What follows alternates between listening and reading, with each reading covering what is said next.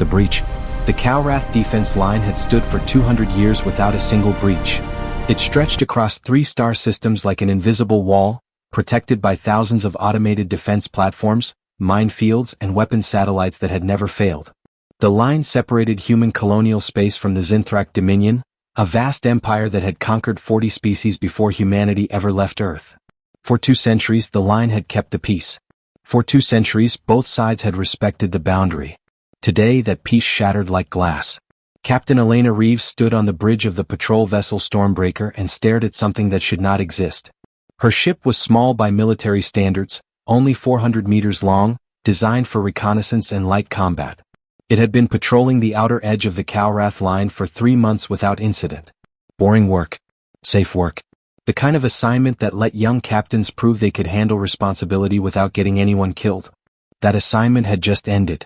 The sensor display showed a massive contact emerging from hyperspace directly inside the defense perimeter. The automated platforms should have detected it. The mine should have detonated. The satellite should have fired. Instead, the intruder had simply appeared, bypassing 2 centuries of human engineering as if it did not exist. "Confirm that reading," Elena said quietly. Her voice was calm, but her heart was racing. She was 32 years old, had commanded the Stormbreaker for only 8 months, and had never fired a weapon in anger. Ensign David Park worked his console frantically. He was barely 23, fresh from the academy with perfect scores and 0 experience. His hands shook as he ran the sensor sweep again. "Confirmed, Captain. Single contact, bearing 270, range 8 million kilometers and closing. Mass signature indicates a capital ship, probably Dreadnought class." He paused, swallowing hard. "It is massive, Captain. At least 12 kilometers long. 12 kilometers. The Stormbreaker could fit inside that ship's hangar bay." Elena felt cold spreading through her chest, but she pushed the fear down. Fear was useless. Fear got people killed. "Identification?" she asked. Lieutenant Sarah Chen worked the communication station. She was the oldest member of the bridge crew at 45, a veteran who had served on 6 different ships. Her face was grim. "Transponder identifies it as the Crimson Devourer, flagship of the Zinthrak 4th Fleet. Captain is listed as War Master Krovik." She looked up, and Elena saw genuine fear in her eyes. "Captain, Krovik has personally commanded the conquest of 7 species. He does not negotiate. He does not retreat. He only destroys."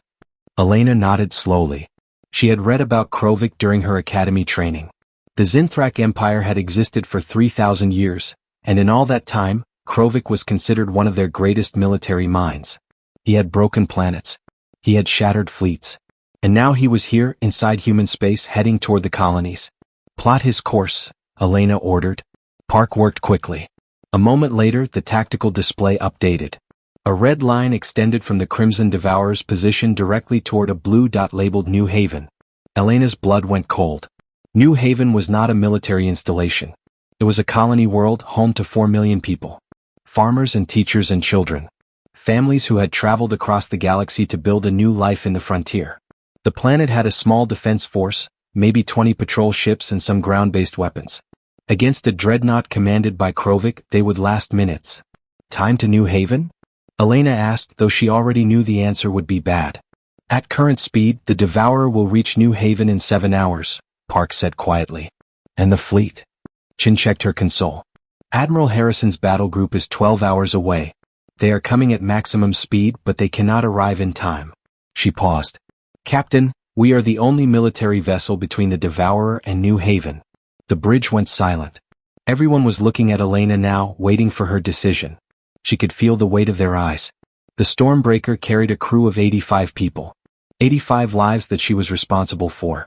Running would be the smart choice. The Stormbreaker was fast. They could jump to hyperspace and be gone before the Devourer even noticed them. No one would blame her for retreating from a ship 30 times her size. But 4 million people would die. Elena thought about her younger sister. Maya was 26, living on New Haven with her husband and their baby daughter. Elena had held that baby 2 months ago during her last shore leave. Little Amy, 8 months old, with her mother's eyes and her father's smile. Amy who would die today if Elena ran. "All hands, this is the captain," Elena said, activating the ship-wide intercom. Her voice carried through every corridor, every compartment, every station on the Stormbreaker. 7 hours ago, A Zinthrak dreadnought breached the Calrath line. It is currently heading toward New Haven Colony. The fleet cannot reach us in time. We are the only ship that can intercept. She paused, letting that sink in. Somewhere below, in engineering, Chief Petty Officer James Rodriguez would be cursing.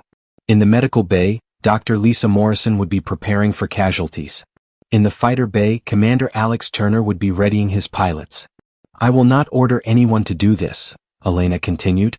This is not a fight we are designed to win. This is not what any of us signed up for. If anyone wants to evacuate, we have life pods.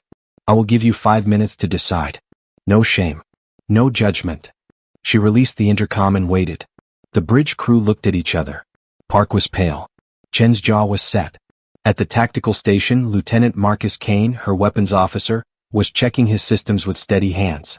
5 minutes passed in silence. Not a single person left the ship. Chen looked at Elena and smiled. It was a sad smile, but it was real. Captain, the crew reports all stations manned and ready. Chief Rodriguez says to tell you the engines are at peak efficiency. Commander Turner says his fighters are armed and ready to launch. Dr. Morrison says the medical bay is prepared for wounded. She paused. No one is leaving, Captain. Elena felt something break inside her chest. Not fear. Not anymore. Something else. Pride maybe. Or love for these people who had just chosen to fly toward death because it was the right thing to do. Then let us go save some lives, Elena said. Helm set intercept course. Maximum speed. The Stormbreaker turned in space and accelerated toward the Crimson Devourer. It was a small ship, old and outdated, armed with weapons that would barely scratch a dreadnought's shields. But it flew anyway, carrying 85 human beings who had decided that protecting the innocent was more important than survival. 3 hours later, they entered weapons range. The Crimson Devourer was even more terrifying up close. Its hull was dark red, almost black, covered with weapons ports and shield emitters. Massive engines glowed with purple fire. The ship did not just move through space. It dominated space, bending it around its mast like a predator claiming territory. They are hailing us, Chin reported. On screen. The view screen changed, and Elena saw her enemy for the first time. Warmaster Krovik was enormous, nearly 3 meters tall, with dark gray skin covered in ritual scars. His eyes were yellow, cold and calculating. He wore black armor decorated with symbols from the 7 species he had conquered. When he spoke, his voice was deep and harsh, like grinding stone. Human vessel, Krovik said. You are in my path. You have 2 choices. Retreat now and live, or stay and be destroyed. You have 60 seconds to decide. Elena stood straighter. She would not show fear to this creature. Warmaster Krovik, I am Captain Elena Reeves of the United Earth ship Stormbreaker. You have violated the Calrath defense line and entered human space without authorization. You are ordered to power down your weapons and prepare to be boarded. For a moment, Krovik just stared at her. Then he laughed. It was a terrible sound, full of contempt and amusement. Your ship is a toy. I could destroy you without even slowing down. Why do you throw away your life for nothing? Because that is what humans do, Elena said simply. We stand between predators and the innocent. We do not calculate odds. We do not measure the size of our enemies. We only ask one question. Is this worth fighting for? She paused. 4 million lives on New Haven. Yes, Warmaster. This is worth fighting for. Krovik's amusement faded. His yellow eyes narrowed. Then you will die with honor, human. I will remember your name when I conquer your worlds. The transmission ended. All hands, battle stations, Elena ordered. Commander Turner, launch all fighters. Weapons, arm everything we have. Engineering, I need every bit of power you can give me. The Stormbreaker transformed from a patrol vessel into a warship. Fighter craft screamed from the launch bay, 12 small ships that danced through space like angry hornets. Weapons ports opened along the hull. Shield generators powered up to maximum. In engineering, Rodriguez pushed the reactors beyond their safety limits, giving the ship speed it was never designed to have. The Crimson Devourer opened fire. The first salvo was like standing in front of a hurricane.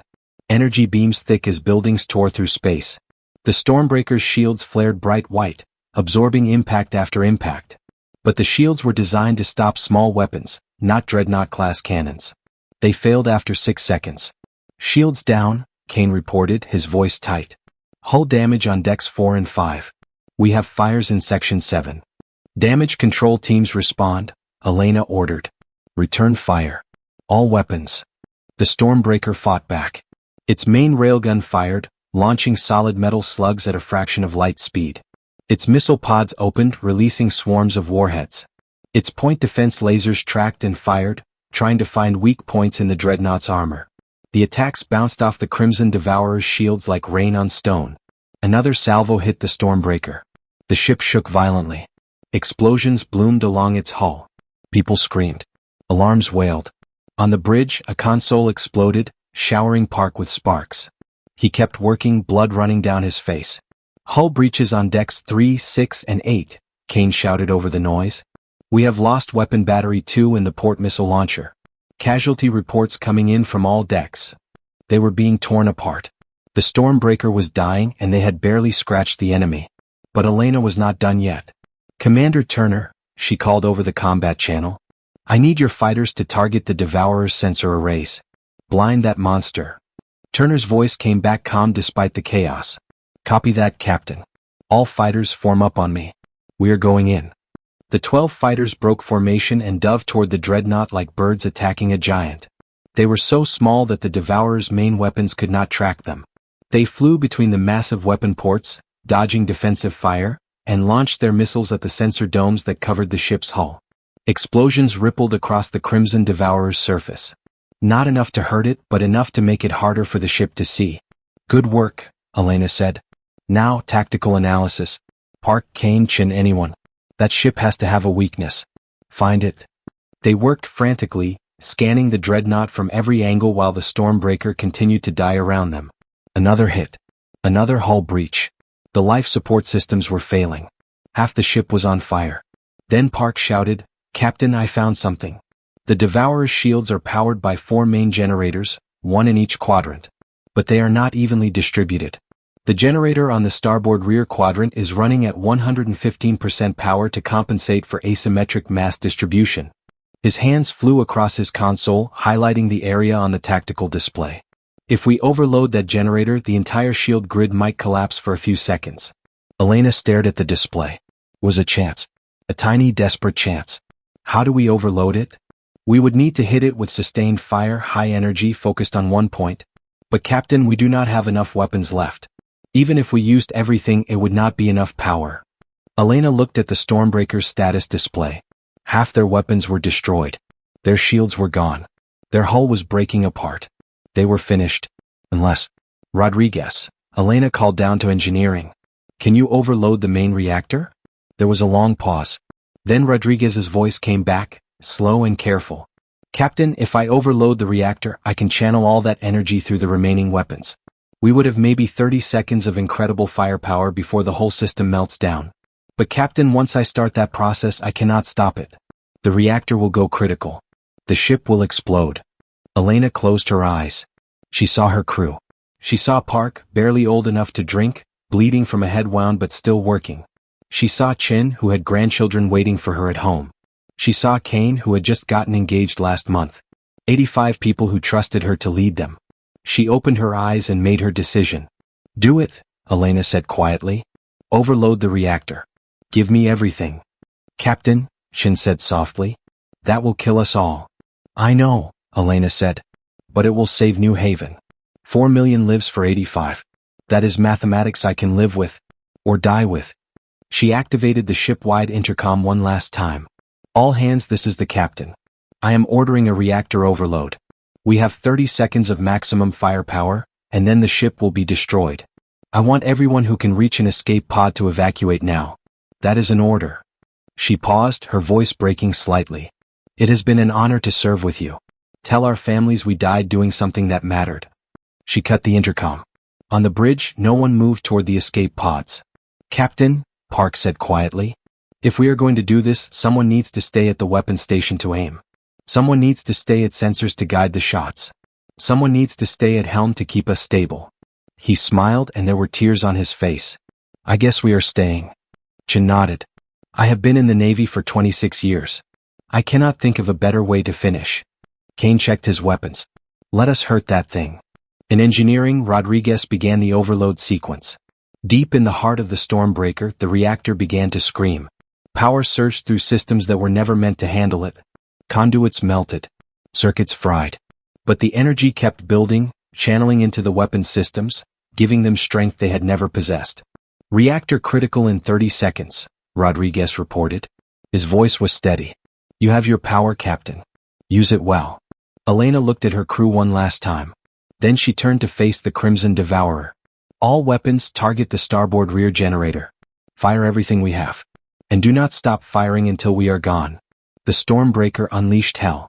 Every remaining weapon fired at once, powered by a dying reactor pushed beyond all limits. Railgun slugs glowing white-hot. Missiles trailing fire.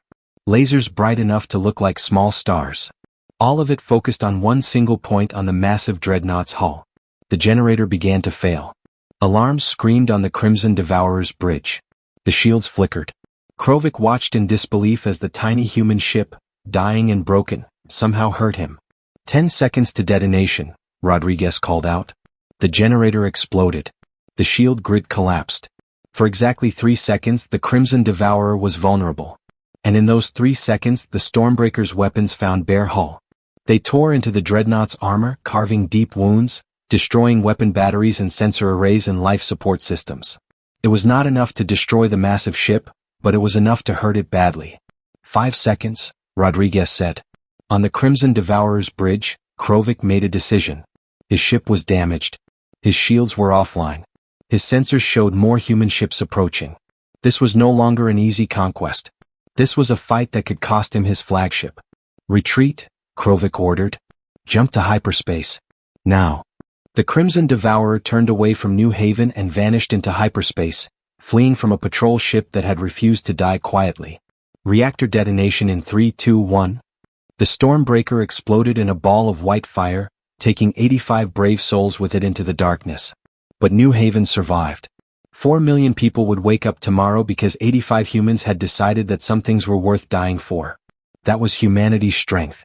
Not their weapons. Not their ships. But their absolute, stubborn refusal to let evil pass unopposed, no matter the cost. The stand. The debris field that had once been the Stormbreaker drifted silently through space. Twisted metal. Shattered systems. The scattered remains of a ship that had dared to challenge a monster. But among the wreckage something else drifted. Escape pods.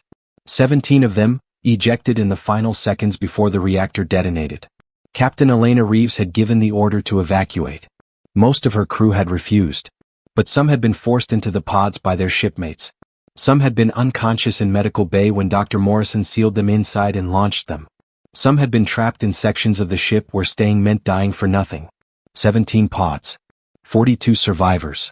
43 people who had been willing to die but were given a chance to live. Elena was not among them.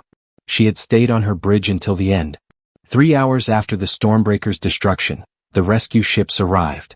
The transport vessel Nightingale collected the escape pods and their precious cargo. The survivors were pulled from the darkness, treated for their injuries and given the news they already knew. The Stormbreaker was gone. Their captain was gone. 43 of their friends and family were gone. But they had done something impossible. They had hurt a dreadnought. They had forced War Master Krovik to retreat. They had saved New Haven. In the medical bay of the Nightingale, Ensign David Park sat on a bed with fresh bandages covering the burns on his face. He stared at nothing, replaying the last moments over and over. The captain's calm voice. The reactor building toward critical.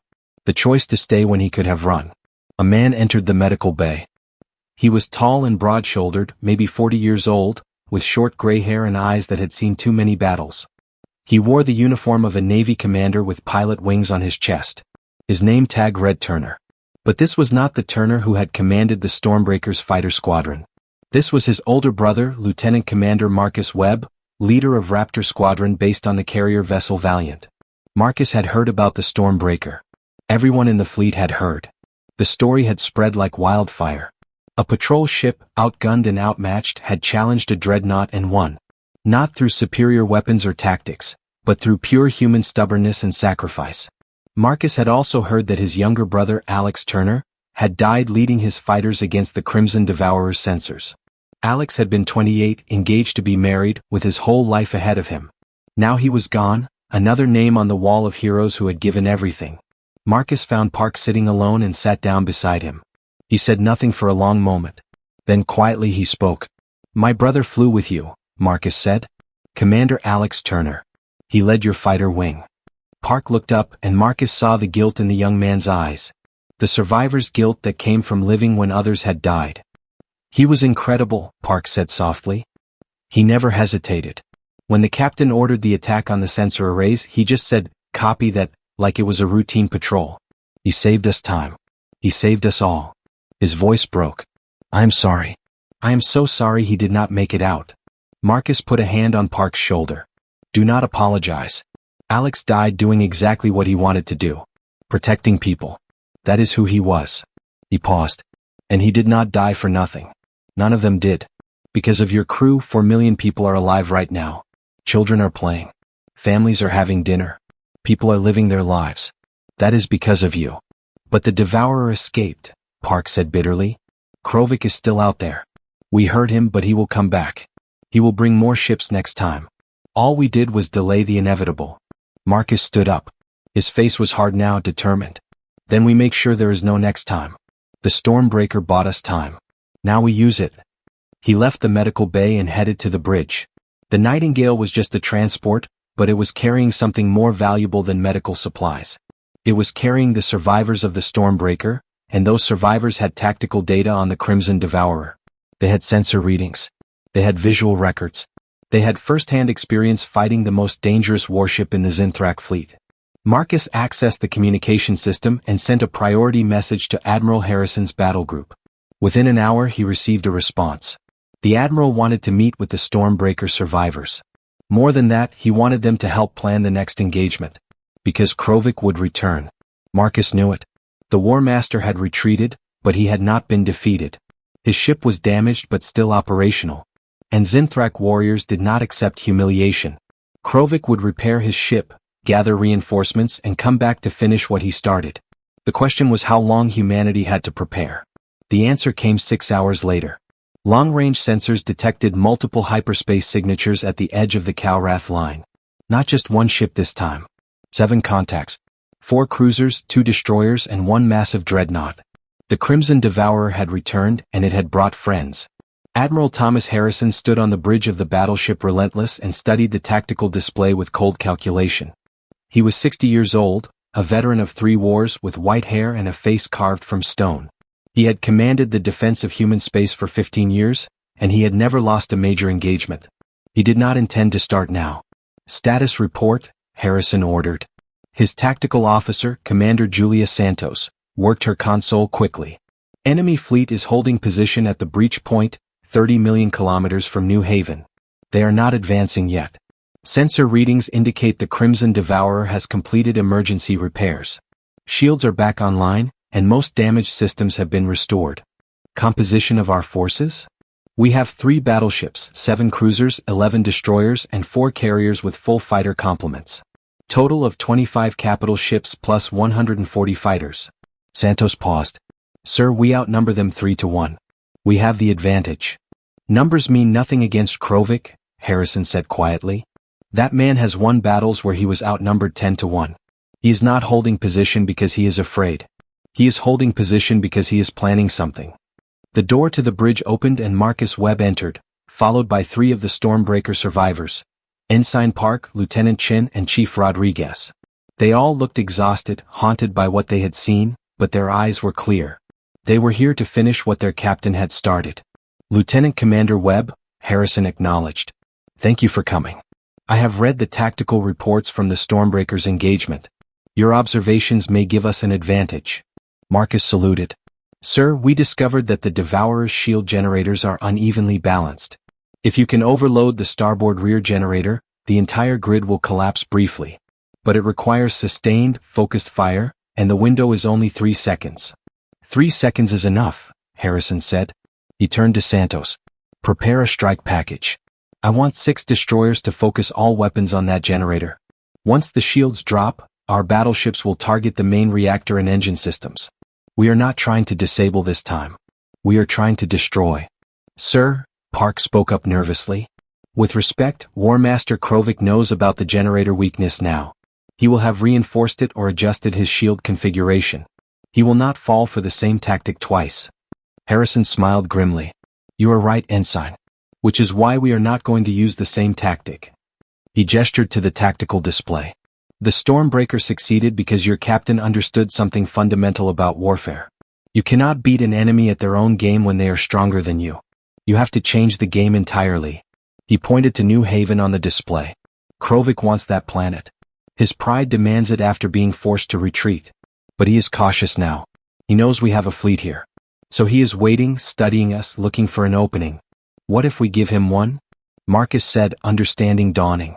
Exactly. We bait him. Make him think he can win quickly if he commits fully. Harrison's eyes gleamed. Lieutenant Commander, how many fighters do you have in Raptor Squadron? 12, sir. All armed and ready. And how do you feel about flying into the mouth of a dreadnought? Marcus grinned. It was not a happy grin. It was the grin of someone who had just lost his brother and wanted revenge. Sir, I would consider it an honor. 2 hours later, the human fleet made its move. The 3 battleships advanced in a tight formation, presenting themselves as the main threat. The cruisers and destroyers spread out, forming a defensive screen. It looked like a standard battle formation, textbook military tactics. But hidden behind New Haven's moon, for carriers waited in silence. 140 fighters sat in their launch bays, pilots strapped in and ready.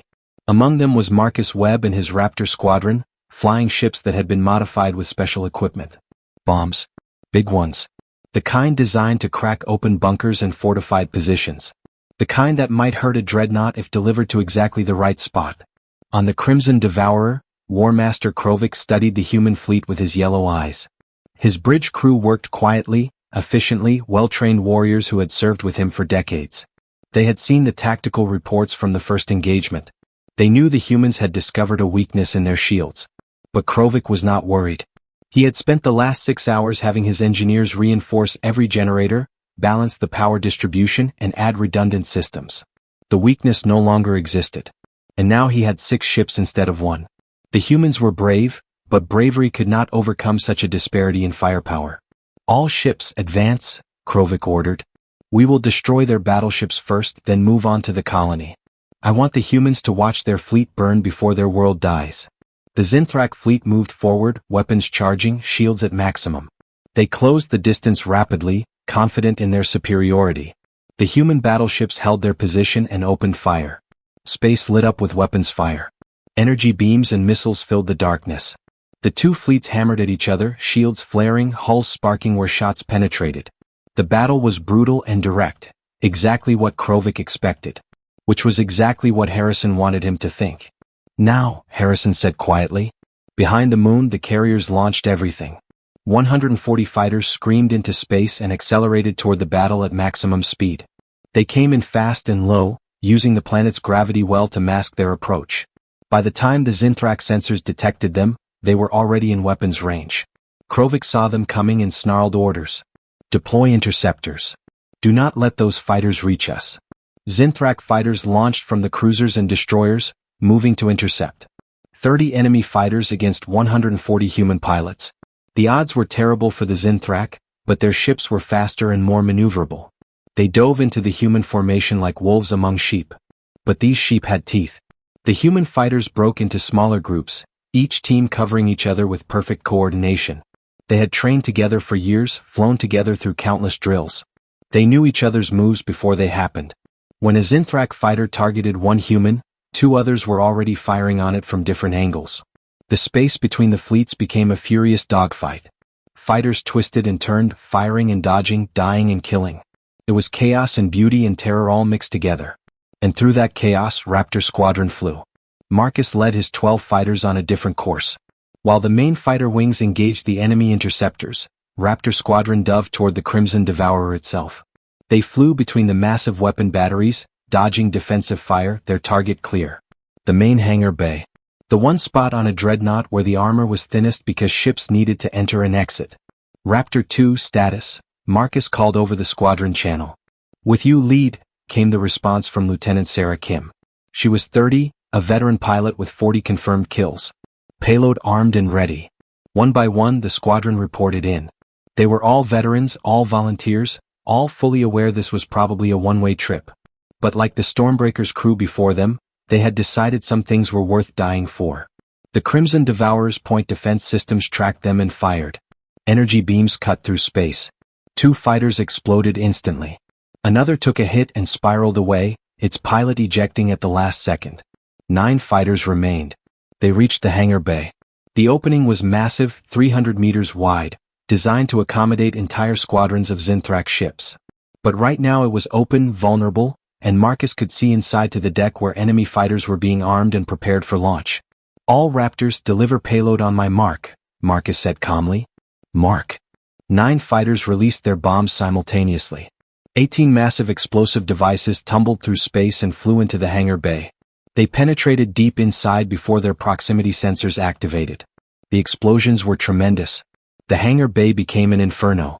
Secondary explosions ripped through fuel stores and ammunition lockers. Fire spread through the internal corridors. Atmosphere vented into space as hull plating buckled and tore. The Crimson Devourer shuddered like a wounded animal. On the bridge, Krovik was thrown from his command chair. Alarm screamed. His ship, his proud flagship, was burning from the inside. "Damage report," he roared. "Main hangar is destroyed," his tactical officer reported, his voice shaking. "Fires on decks 7 through 12. We have lost primary power to the port weapon batteries. Shield generators on the port side are offline. Casualties in the hundreds." Krovik's yellow eyes widened. The humans had not attacked his shields. They had gone around them, striking at the soft interior of his ship. It was a tactic he had never seen before, too reckless, too costly. But it had worked. "Sir," his communications officer called out. "The cruiser Relentless Shadow reports they are under heavy attack.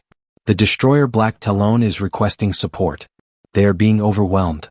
Krovik looked at his tactical display. The human fighters were destroying his screening ships. His own fighter complement was depleted, burning inside his hangar bay. His flagship was damaged and vulnerable. And the 3 human battleships were advancing, their weapons now targeting his crippled port side where his shields were down. For the first time in his long career, War Master Krovik felt something he had not experienced in decades. Fear. "All ships, defensive formation," he ordered.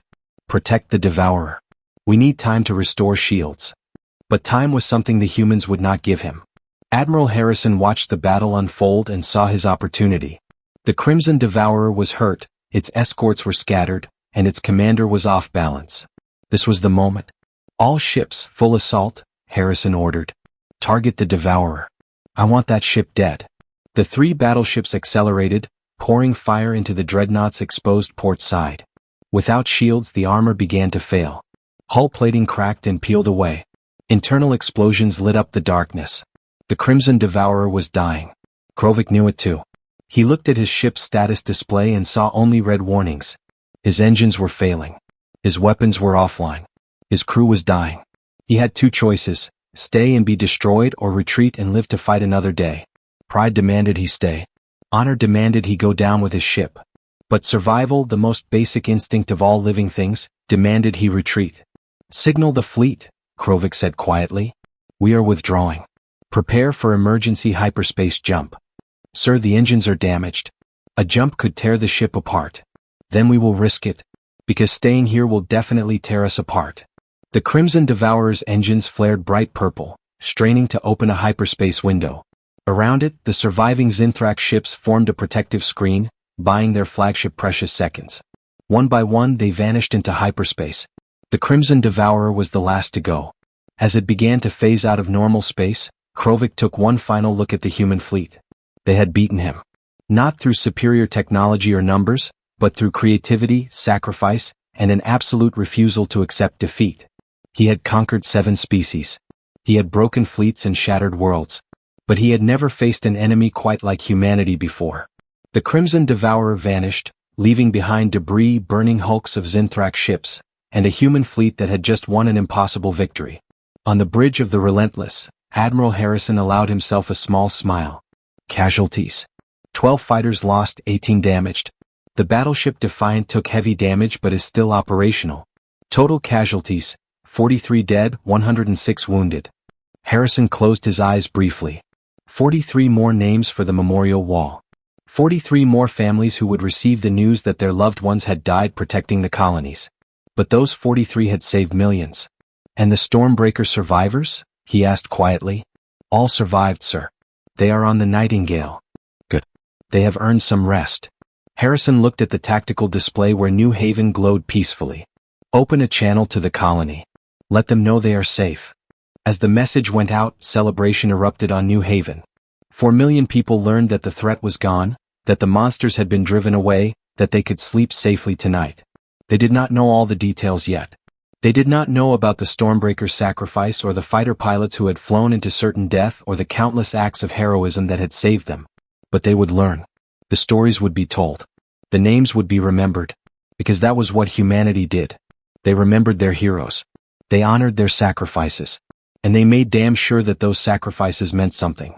In the medical bay of the Nightingale, Ensign Park watched the news broadcast showing celebrations on New Haven. He saw children waving flags. He saw families hugging in the streets. He saw his captain's sister, Maya, holding baby Amy and crying tears of relief and grief. Park thought about Captain Elena Reeves. She had given the order to evacuate, but she had stayed behind. She had chosen to die so that others could live. And because of that choice, because of her courage and the courage of 42 others who stayed with her, a world survived. Lieutenant Chin sat down beside Park. She had a bandage on her arm but was otherwise unhurt. You did well up there, she said quietly. I just did my job, Park replied. No, you did more than that. You could have frozen. You could have panicked. But you kept working until the reactor went critical. The captain would be proud. Park felt tears on his face. Do you think it was worth it? All those deaths. Chin looked at the screen showing the celebrations on New Haven. Ask those 4 million people. Ask baby Amy when she grows up and learns that her aunt died to save her. Ask yourself if those children playing in the streets deserve to die just because we wanted to survive. She put a hand on his shoulder. This is what it means to be human, Park. We protect the weak. We stand against evil. We sacrifice for the greater good. It hurts like hell, but it is who we are. Marcus Webb entered the medical bay. His flight suit was scorched and torn. He had lost 3 pilots from Raptor Squadron, good people he had trained personally. But he stood straight, proud of what they had accomplished. Ensign Park, Lieutenant Chin, Chief Rodriguez, Marcus said formally. Admiral Harrison has requested your presence on the Relentless. He wants to debrief you personally and discuss commendations for the Stormbreaker's crew. Commendations, Rodriguez muttered. Like medals will bring them back. No, Marcus agreed. But they will make sure no one forgets. Every person who sees those medals will ask about them. And when they do, we will tell them about Captain Elena Reeves and the crew of the Stormbreaker. We will tell them how 85 people stood against a dreadnought and won. We will tell them that humanity does not calculate odds. We only ask if something is worth fighting for. He paused, his voice growing stronger.